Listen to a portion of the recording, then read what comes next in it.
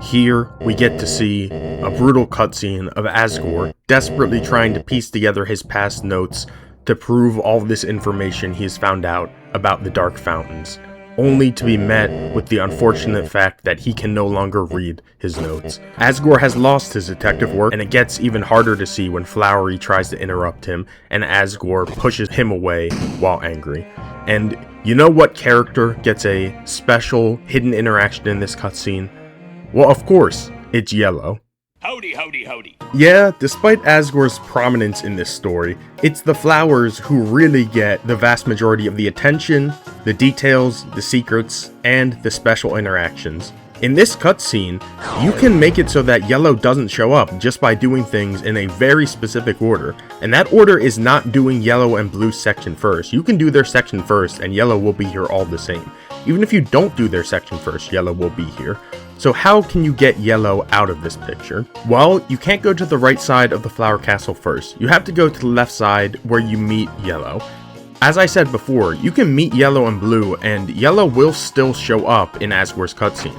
However, he won't show up if he's incapable to do so, and there's only one state in which Yellow would be incapable of getting to Asgore's side, the state in which he is a prisoner, and he is punishing himself for his various misdeeds. So the second this door is unlocked and Yellow goes in to punish himself, he is fully locked in there. And if you go back to Asgore's cutscene now, and any time before Yellow is freed, he will not be in this cutscene anymore. It is a really small window of time because you have to be in the middle of Yellow's entire set of shenanigans, but you have to not finish them because when they're done, he is freed by Blue, and he will come right back here. So, if you leave in the middle of all the action, you too can see a cutscene here with only 3 flowers. 4 flowers. Sorry, Flowery. But yeah, I think it's funny that this shows how serious Yellow takes his punishing duty, that he won't even come to see Asgore when he's in the middle of it. And it's fun little secrets and details like these that I wanted to explore with all of you in this video today. And I already love all the flowers so much, so why not give them a little bit more attention since they may have gone away at the end of this chapter. So if you enjoyed this video and you learned anything new, please leave a like. But if you know everything I have to share in this video, then you can feel free to leave a dislike guilt-free. Now, let's go on to some flowery information. Of all of the flowers, there are 2 that are particularly associated with cooking and food and drinks. And those 2, of course, are Green, the actual chef in our group, and Orange, the girl who loves to eat all of Green's food and drinks. And because of that, those 2 have their own drinks, orange juice and green tea. Now, don't be confused by the names. These are not juices that are orange or tea that are green. These are some very, very odd drinks, which you will find out yourself the second you look into their actual item descriptions. Orange juice is a green juice made by a girl named Orange, a smoothie of aloe and citrine. Aloe is not a great taste. It comes from aloe vera. It is very bitter and medicinal. And citrine is the name of a yellow quartz stone.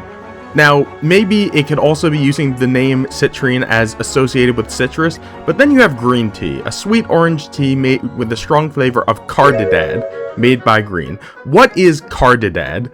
Cardamom is a real flavor and spice, but cardadad is not.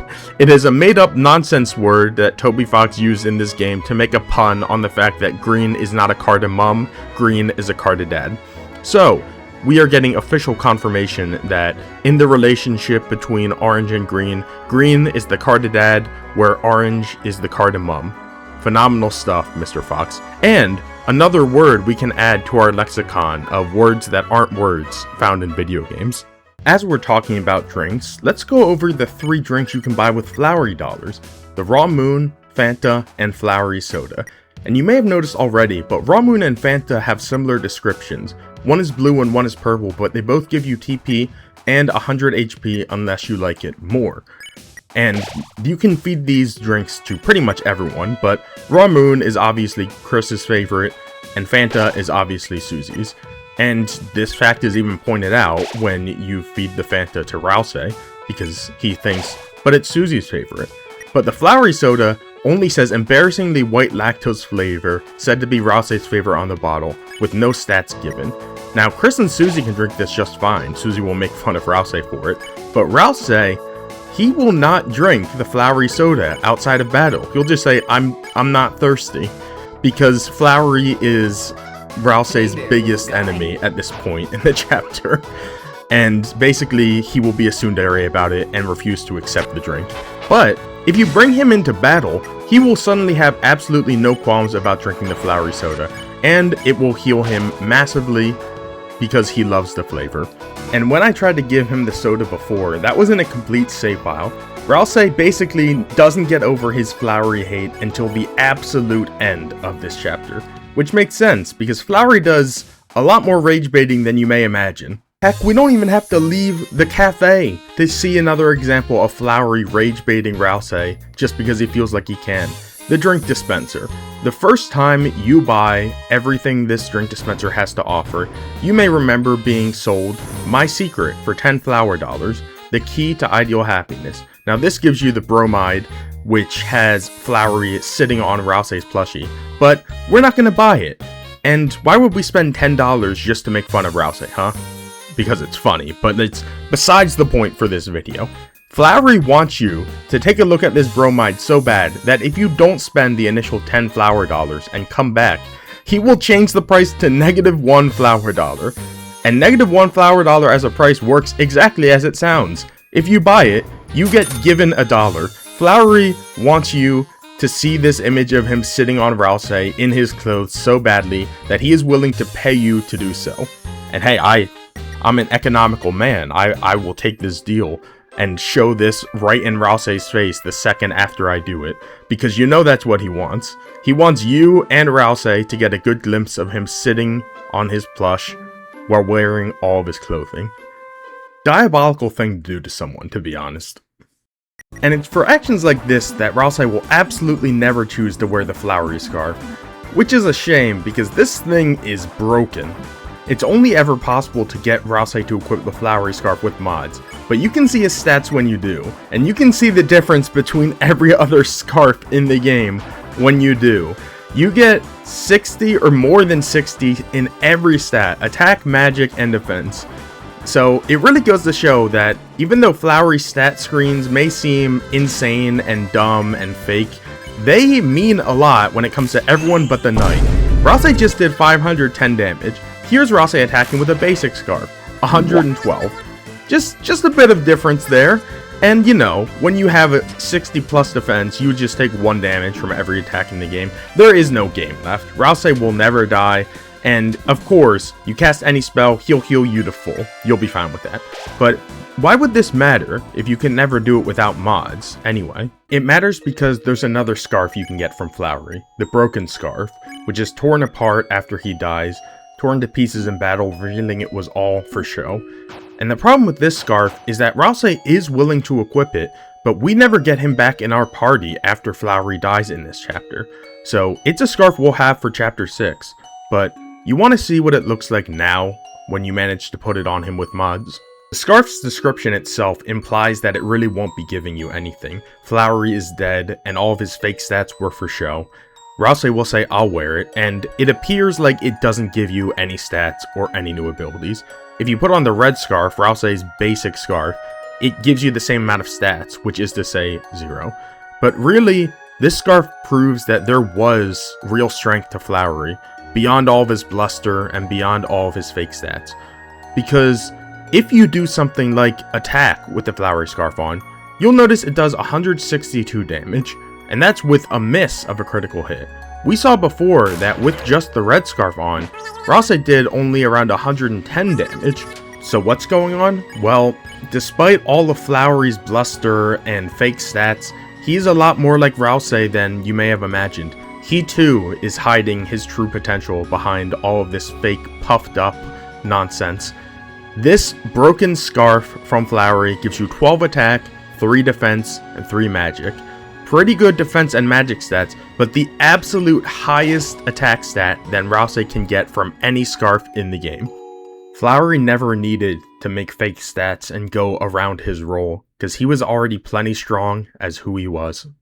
And while I love Flowery, this is a video about all the flowers, not one of the flowers. So let me share a detail that I love about the orange and green fight.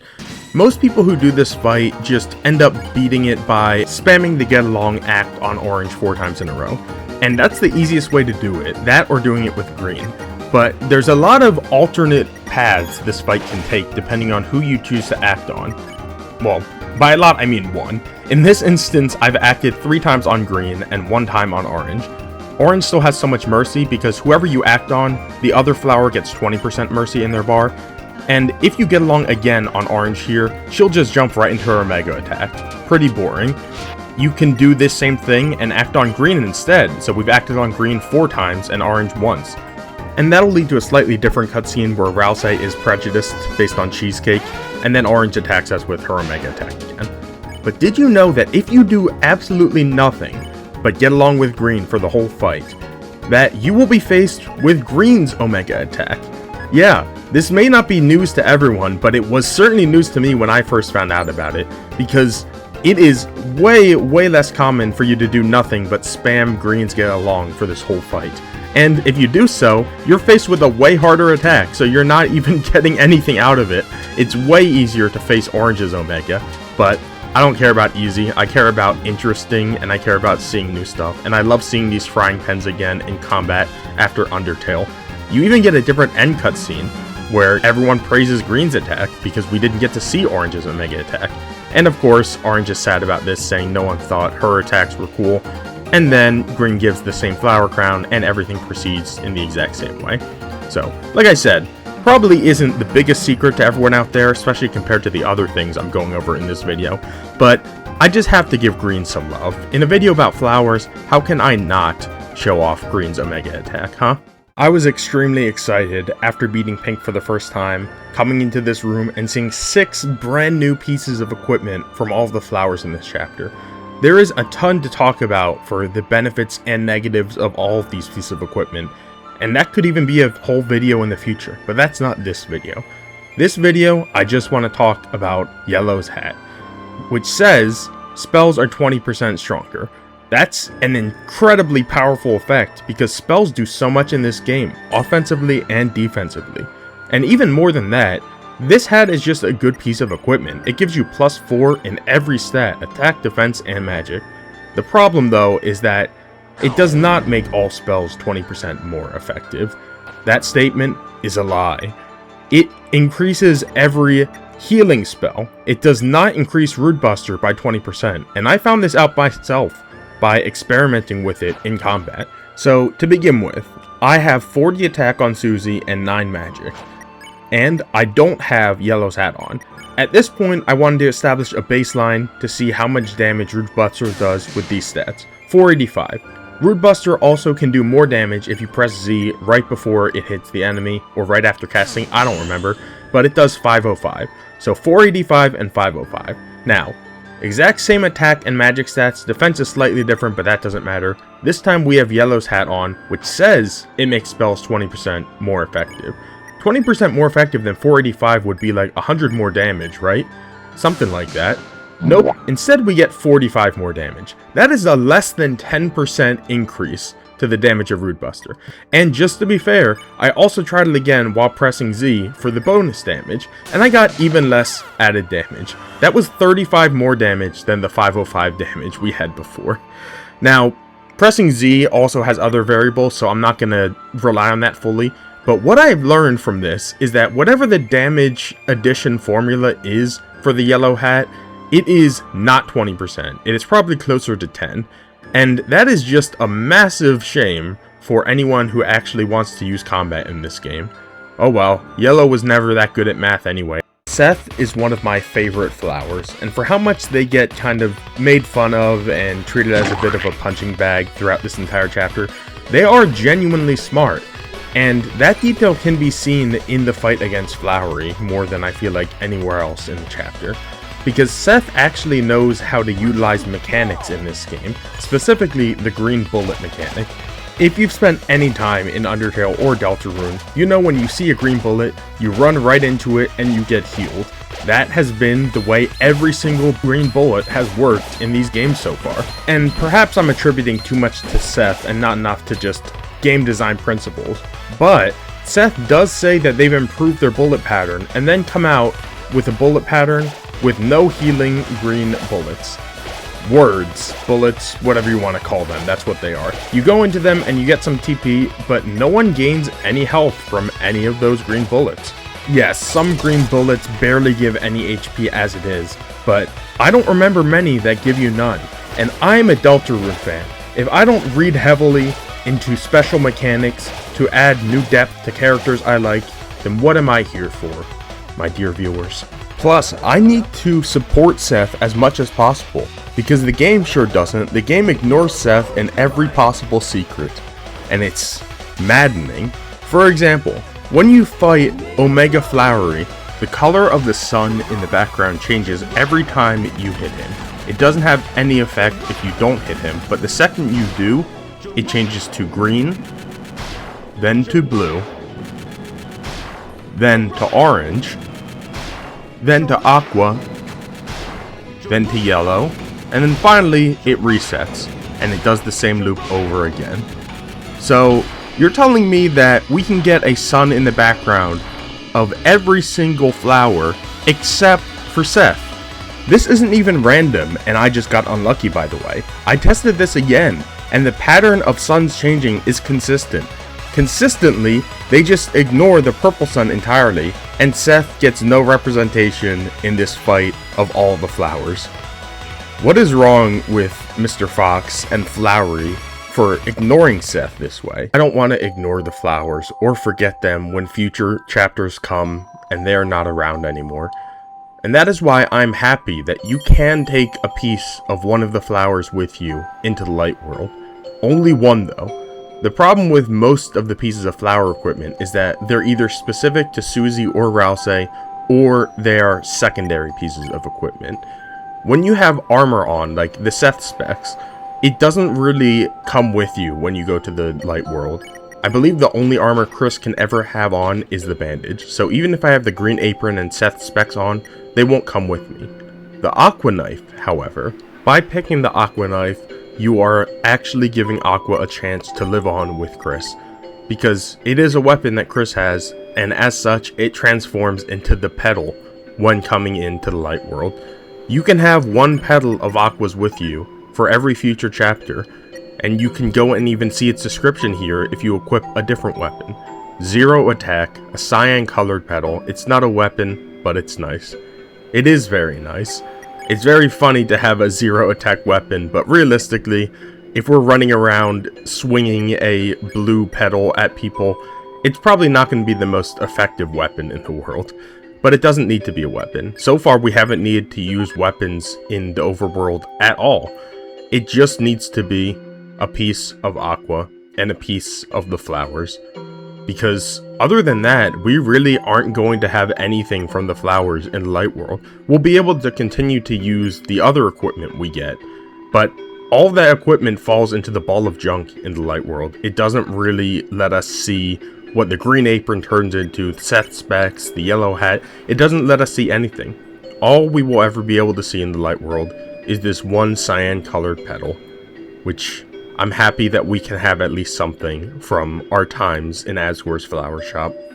And that's pretty much all I wanted to share in this video. I hope you enjoyed. If you did, please leave a like on the video and subscribe to Kilroy Was Here. I love this game, I love this chapter, and I know I will continue to love the future content that comes out as well. Have a good day, everyone.